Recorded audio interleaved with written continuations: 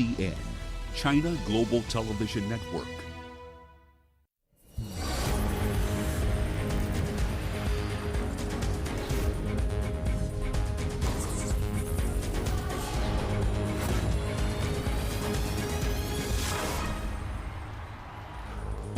It's 97 days to the Tokyo Olympic Games, and as debate rages on in the Asian country on whether to hold the Games due to a spike in COVID-19 cases, Ugandan athletes are intensifying their training in a bid to put up a show once the Games start. Also on the show, we'll tell you the story of an Egyptian who broke the world record of jumping out of the water using a monofin.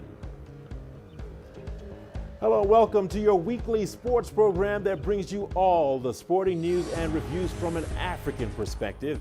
We will highlight the thrill of victory while also showing you the agony of defeat. I'm Richard Nta in Nairobi. This is Sports Scene. Put on your seat belts, buckle up, get ready, let's get started. Here's what's coming up in the show. Also to come on the show, former South African boxer Emile Bryce nurturing young talents in a bid to get them off crime and drug abuse. Once again, welcome to Sports Scene. Come on in. Let's get going with athletics as athletes across the world continue to train with just under 100 days to the Tokyo Olympic Games. But concerns remain over whether the Games will go ahead with the coronavirus infections rising in many parts of the host country, Japan. The risks to public health is, however, not deterring Ugandan athletes, as Leon Senyenge reports. Boxer Catherine Nta has always dreamt of competing at the Olympic Games. Getting there was never going to be an easy journey. Her last chance was at the World Qualifiers in Europe early this year. The cancellation of that event due to the COVID-19 pandemic left her devastated.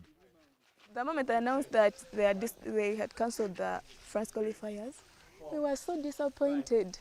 But the good thing, we had to stay praying because that is the only thing we had to do. Last month, the 21-year-old was handed a lifeline. Nta was among over 50 ranked boxers to be handed Olympic slots by the International Olympic Committee Boxing Task Force. That made her the first Ugandan female boxer to qualify for the Olympics. She says nothing is going to stop her now. My expectation is so high that I'm even trying to do everything. Oh, hard. Oh, I have to go with a middleweight, aspire with a middleweight guy. I have to. Nta has to make do with this kind of facility as she prepares for her debut appearance at the Olympics. She is confident her resilience will see her through. Like Nta, 800-meter world champion Halima Nakai is training hard as she prepares for the Tokyo Games. Despite the impact of lockdown and coronavirus, Nakai is raring to go. Everyone is eager to take part in the Olympics. It has been a long-awaited sport, games. But all in all, I shouldn't get so much excited. All in all, what I have to do the right thing in order to bring good results in Tokyo.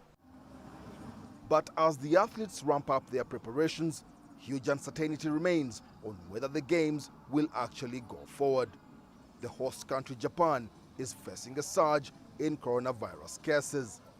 That's leaving Uganda's participants guessing. The athletes, of course, have the burden of having to train, the anticipation, the uncertainty of whether the Games would be on or not. But we've been talking to them, their coaches, their federations, and we're quite optimistic that they're in good shape. We're going to keep on supporting them, and we look forward to doing quite well come Tokyo, July this year. Uganda has only collected 7 Olympic medals since its first appearance at the Melbourne Games in 1956. The expectation this time round is for Uganda's world champions Halima Nakai and Joshua Cheptegei to bring home gold. First-time competitors like Nta could also surprise with their success, if only they make it to Tokyo. Leon Senyenge, CGTN, Kampala, Uganda. It's all systems go for the South African national men's hockey team ahead of the Olympic Games in Tokyo. The coaches and players have been put through their paces on various AstroTurf pitches across the Rainbow Nation as the final preparations for Tokyo kick up a gear. CGTN CS du Plessis has more.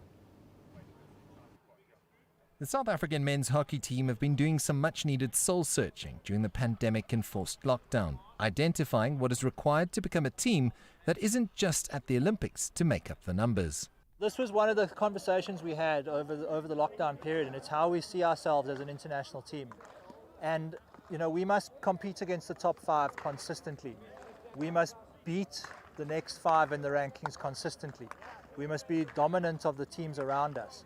Yeah, we had very good momentum, and certainly in the last two years, coming off Hockey World League in 2019 and losing to India in the final, but at least qualifying for the Olympics. And last year as well, this time around, we had a summer series that we did well against Germany as well and against the US. So we had really good momentum, and to be set back by something that's uncontrollable is always a hard pill to swallow.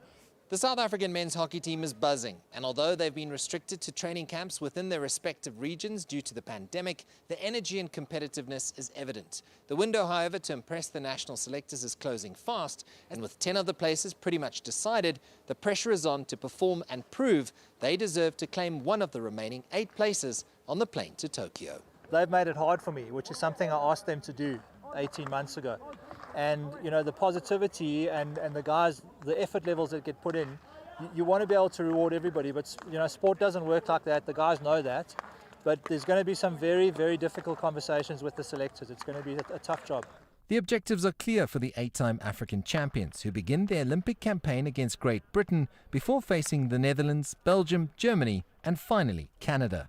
Going into a tournament, you got to look at the different oppositions we play, and we got to be realistic as well in the goals that we do set. And the gaffer obviously has briefly highlighted in some of the games that we're really going to go for a result, and some of the games where maybe we'll look to close up our back end of the goals. First prize for us would be to get into the quarterfinals, but, you know, we're the second lowest ranked team, which, you know, rankings don't lie, but we have a few plans in place. We have teams we're going to target. I'm not going to tell you which teams they are, but you know, that's the kind of stuff that we've got to get in place between now and then. Ewing's Chargers will need to be at their best to finish in the top 4 of their group in order to reach their quarterfinal objective. The groundwork is being laid as the 14th ranked South Africans gear up for the sternest test of their careers to date in only their 5th Olympic appearance. CS du Plessis, CGTN, Johannesburg. And in athletics news, marathon world record holder Eliud Kipchoge believes he can still perform at the highest level after his 6-year unbeaten run ended in dramatic fashion with a career-low 8th place finish at last year's London Marathon. The 36-year-old Kenyan, who ran the world's first sub-2-hour marathon at an unofficial event in Vienna in 2019, will be making his comeback at Sunday's NN Mission Marathon at Twente Airport in the Netherlands. Now, the race was originally scheduled to take place on April the 11th in Hamburg, but was postponed over COVID-19 restrictions. It will be Kipchoge's first outing since his surprise loss in London, where he was more than 5 minutes slower than his official world record of 2 hours, 1 minute and 39 seconds, and over a minute adrift of Ethiopian winner Shura Kitata.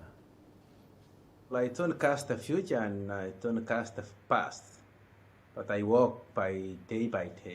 I trust I still come back again and perform as usual. But the purpose is that to tell people that life actually is like marathons. There is ups and downs. There is promise on the way. Today you can actually perform. Tomorrow you can actually.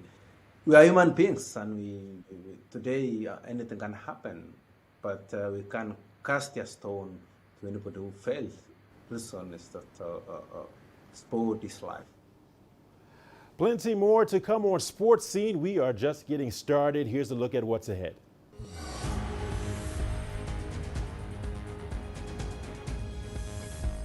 Coming up on the show, we tell you the story of an Egyptian who broke the world record of jumping out of the water using a monofin. The greatest journeys, the greatest sights. the greatest adventures. Here in Nta, this weir allows the locals to walk on water. We're far more than just TV news. We're your passport to the wonders of Africa. To bring you stories of struggle, survival and hope.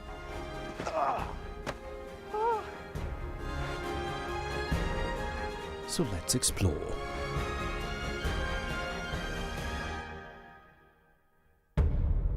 CGTN.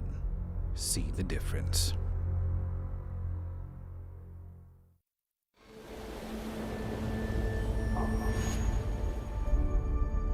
How would you create your legend? On the fields, on the tracks, in the arenas of Africa. Were you born to be a player? Could this moment be yours?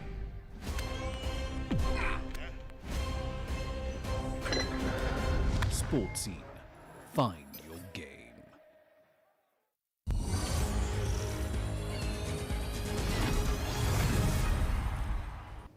Welcome back to Sports Scene. Thanks for sticking with us. Omar El Said has become a new Egyptian sports pride. He broke the world record of jumping out of the water using a monofin. The world record was under another Egyptian named Solomon Said, who had reached 2.3 meters out of the water surface. Omar broke the record by 10 centimeters. Here's CGTN's Adel El Mahroui with more. Egyptian sports officials gather in Cairo International Stadium as their national sprint swimmer champion Omar Sayed Sha'ban gets ready to break a world record. Omar is about to be the highest athlete in the world to jump out of water wearing a monofin. Through the training, our target was to reach 2 meters, which was the world record. Omar got 2.05, then 2.10, and then 2.20. We were confident on the event day that he'll break the record. Omar made 2 trials, both of them successful. Before Omar's attempts, the world record was 2 meters off the water surface. On his first try, he jumped 10 centimeters higher. By his second, the new world record became 2 meters and 30 centimeters high. I couldn't believe myself. I broke a Guinness World Record. I can't express how I feel because all good feelings are at their maximum now. So many people supported me. It wasn't easy to get ready to break a record top Italian world champions held. It is a great achievement. Personally, I was amazed. I did not imagine the difficulty of that attempt. Omar made it more difficult for the world to break his record. But the 21-year-old engineering student knows who will be the first athlete to challenge his new achievement. My plan is to immediately work on breaking my own record. This was only the beginning. I used last year's lockdown to focus on my regular training. Running, fitness, exercises were what I could do. For the jump, I kept practicing for 2 months before it, so I think there's more that I can do. In 2016, Omar has become the second fastest cadet sprint swimmer in the world. One of his athletic dreams, besides out-of-water jumps, is to be the fastest in the world. Adel Mahroui, CGTN, Cairo. Let's take you to Senegal to meet a young Burkinabe athlete specializing in several combined events. Marthe Kouale is a heptathlete who already has a number of gold and silver medals to her name from competitions around the world. She has been training for upcoming events, specifically the Olympic Games in Dakar, Senegal, and takes us through her preparations now. Mahia Mutua has more. This is the Leopold Sédar Senghor Stadium in Senegal's capital, Dakar. To prepare herself for international competition, Marthe Kouale trains here every day of the week except Sunday. It reminds her of home and is the perfect venue to sharpen her skills alongside a number of international athletes who've chosen Senegal as their base of preparations. Dakar, les conditions sont favorables. Here in Dakar, the conditions and climate are favorable, and I feel at home like when I'm in Burkina Faso. I have a very good coach and good colleagues with whom I train and who really push me to give the best of myself, especially in terms of speed and endurance. The training center here has very good organization, so I think that all the conditions are in place for me to have good performances this year. It is a real pleasure to have Mart, who is one of the best heptathletes in Africa and who has come to train at the African Development Center for Athletics. At the African Athletics Development Center in Dakar, Mart and her colleagues undergo training focused on sprinting, speed, concentration and endurance. The young Burkinabe athlete runs us through her heptathlon disciplines. I do the combined events such as the 100-meter hurdles, long jump, shot put, high jump and 800-meter hurdles. It brings me pride to be a great African athlete because since I was a child I have always loved sport and I have always dreamed of representing my country at the highest level. Mart Koala is the current reigning African heptathlon champion. She's participated in the African Games and Francophone Games, African and World Championships, the World Cup combined events, the Continental Cup, and many other sporting events. Today, her sights are set on the Olympic Games. Her dream is to win as many medals as possible in the coming years. I had a very good season in 2019 when I broke my record in heptathlon and also in the 100-meter hurdles. The objective this year is to reach the highest level, participate in the Olympic Games and try to win a medal. Because I still have a lot of reserves in heptathlon, I think I can also do well in the 100-meter hurdles, but before that I have to participate in the African Championship. Mart carries her passion for sport off the track as well. She studied sports management at the International Center for High-Level Sports in Mauritius. At just 27 years of age, she remains not just the pride of Burkina Faso, but one to watch on the continent for years to come. Mahe Mutua, CGTN. Former South African boxer Emile Bryce is a man on a mission. His academy, Bryce Boxing, nurtures future champions and also runs a training facility to keep the youth from falling into a ring of crime and drugs. The academy works with youngsters from the Cape Flats, where many are drawn into criminal activity. CGTN's Julie Shire reports. Retired South African boxer Emile Bryce hung up his gloves a while ago. But over the last 35 years, he's stepped into the ring to train young recovering addicts and ex-convicts. In doing so, he keeps them off the streets and out of trouble. Being in prison, I was naughty, I did drugs. This is why I can pick up, before any social worker can pick up anything, or even a policeman. When I get hold of these kids, they are basically gone already. And like I say, if I can get 1 out of 100, I'm doing well. But you do find those boys. I got 2 or 3 of them in my gym here, one in Joburg. They've done fantastically well through my program. Very few young people who grow up in the Cape Flats escape the clutches of deep-rooted gangsterism and crime. So basically where I come from is the streets, you know, it's tough out there, it's do or die. For young kids to be growing up with basically no one to look up to, no father figure, it's challenging, it really is, especially if you're growing up in a place like that where gangsterism, gangs are basically looking to take advantage of you. I did robbery, it was 2006. I spent 12 years in prison, and I'm joining the gangsters in prison, Gang 28, because of I want to survive. I was up for attempted murder, yes, but it was changed to murder, and they gave me 4 years. I spent 2 years in prison and I came out on good behavior and did the other 2 outside. Boxing has brought a much-needed lifeline to many who'd lost hope. My father got gunned down and I went into a spiral. I was thinking about revenge, going back and retrieving his blood. That's what they basically call it in Cape Town, you know, blood for blood. And that's where boxing stepped in, and from there it basically changed my whole life. Crime doesn't pay, it's wrong. It's not right. You will end up in prison. And when you are there in prison, it's not you're gonna survive. Like me, I was lucky to survive in prison.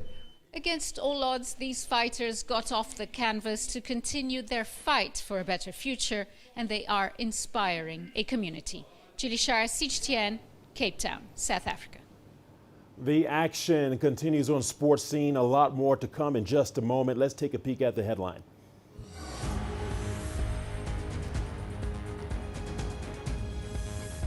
Well, still to come on the show, the story of Cote d'Ivoire's Kone Omar, one of the most decorated para-athletes of his time, who is now training others to follow in his footsteps.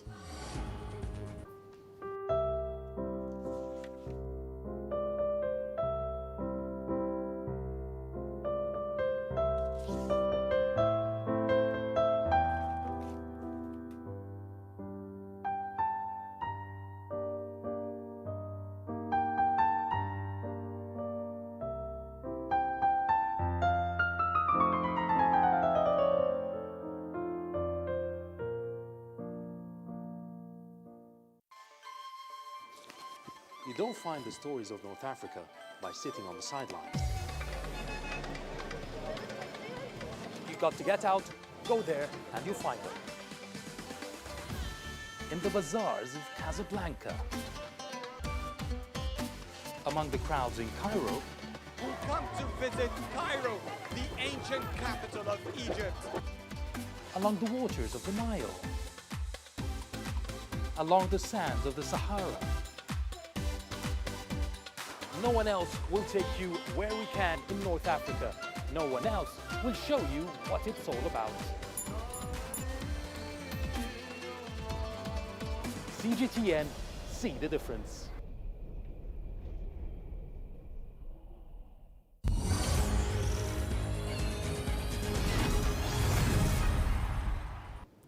Welcome back to Sports Scene. We appreciate your company. Let's go to Cote d'Ivoire and meet Kone Omar, one of Africa and the world's most decorated Paralympic athletes. Kone, who is now retired, works as a coach at a training center in Abidjan.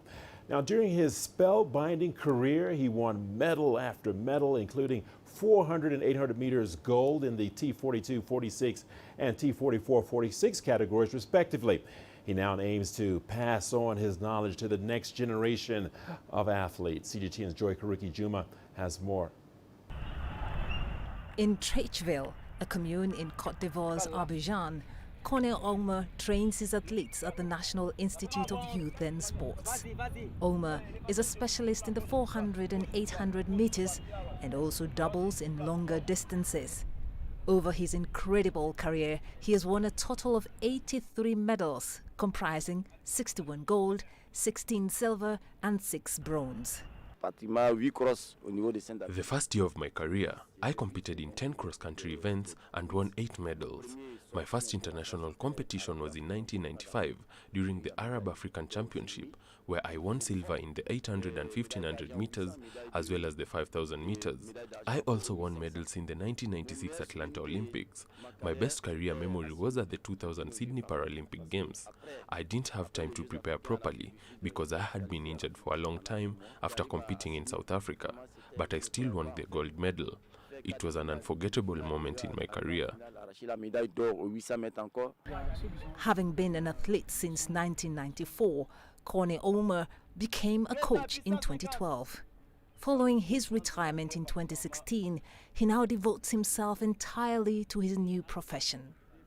To date, Omar coaches 25 athletes, including both able-bodied and athletes living with disabilities. Kone is currently working to qualify his sprinters for the Tokyo Paralympic Games. Among the people I have coached is an able-bodied athlete who has already qualified for the Tokyo Olympic Games. He is Ghanaian and is currently back home. On the national level, I have 2 athletes who are still in qualification stage. One has done very well here at home, and we hope to do everything we can to make a good impression. While his athletes worked hard to claim their ticket to the next Paralympic Games, the lack of competition remains a great challenge. We are currently making every effort to be present at the 2021 Paralympic Games. At the moment, we need international competitions. Kone Umar is like a father to me, but above all, a legend. It is rare to see people with disabilities working the way he does. We want to be like him, and that's why when he gives us exercises to do, we give it our all. My biggest dream today is to participate in the Olympic Games. In only 9 years of coaching, Kone Omer has trained more than 100 athletes from a number of nationalities. Some have excelled in international competitions. I have coached athletes who are known internationally. Among them is sprinter Marie-José Talou, the vice world champion. There is also Josiane, who won the silver medal in the able-bodied athlete category in the 4x100 meter relay at the 2018 African Games. There is also Konate Zie, who is still here. He won 2 bronze medals in Tunisia in 2019 during his first competition. Omer has a right arm amputation and began his career running with able-bodied athletes before joining the disabled a few years later. From the start, he noticed that disabled athletes were repeatedly marginalized, which led him to create the Handisport Federation of Côte d'Ivoire to defend the cause of disabled people. Today, Kone's greatest dream remains to see one of his athletes beat the record of 83 medals he holds. Joy Kiruki Juma, CGTN. Let's talk a bit of football. The Chinese Super League is attracting football players in Ghana. The latest to ply his trade in Asia is Ghanaian midfielder Mubarak Wakaso, who has joined Chinese Super League side Shenzhen FC on a 4-year deal. Football analysts say the move will encourage other players in the country to also look to China to build their football careers. CGTN's Nabil Ahmed Rofai now reports. Mubarak Wakaso has been playing for the Ghana national team since making his debut in 2012 and participating in the Africa Cup of Nations that year. He joins the Chinese Super League side Shenzhen FC after a stint with Jiangsu Suning. Football analysts say the move will benefit his career. His game is likely to improve. The tendency of coming against some of the best players in the world is very high. And that means that it's a plus for the senior national team, the Black Stars, because anytime he comes back, there's an improvement from what he's learned from the players he has played against and the various coaches. Wakaso will be playing alongside another Ghanaian player, Frank Echampong, who has also joined Shenzhen FC. Analysts say their participation in the Chinese league could open doors for other Ghanaian players. It's going to set the tone for so many young players to also consider playing in China, because if you go there and have a successful career, that replicates in playing for the senior national team. Mubarak Wakaso played for La Liga side Deportivo Alaves before joining Jiangsu Suning last year. He made 18 appearances for the team and will now be looking to make more appearances for his new club, Shenzhen FC, when the Chinese league starts for the next season. Nabil Ahmed Rufai, CGTN, Accra, Ghana. Well, I guess that'll do it for this edition of Sports Scene. Remember, you can send us your feedback to the contacts on the screen and follow us on digital media platforms. For the team, I'm Richard Nta saying thank you so much for watching, and we will be right back here same time next week. See you then. Take care.